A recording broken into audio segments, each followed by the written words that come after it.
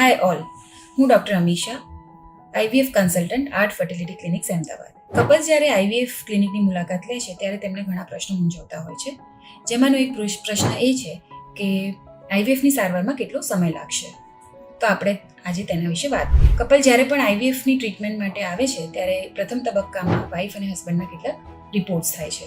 જો આ રિપોર્ટ્સ બરાબર હોય તો મોટાભાગે વાઇફને સેકન્ડ ડે ઓફ પીરિયડથી ઇન્જેક્શન્સ લાગતા હોય છે, જે મોટાભાગે 10થી 14 દિવસ લાગે અને જેની અસરમાં ઈંડા એટલે કે સ્ત્રીબીજ મોટા થતા હોય છે.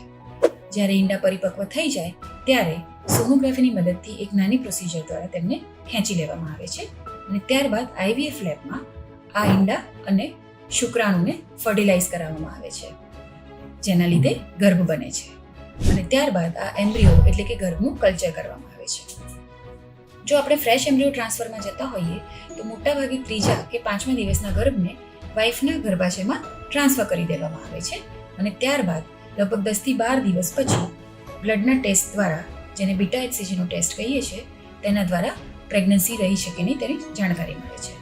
સો આ ટ્રીટમેન્ટ ફ્રેશ એમ્બ્રિયો ટ્રાન્સફરની ટ્રીટમેન્ટમાં લગભગ 4થી 6 અઠવાડિયાનો સમય જતો હોય છે.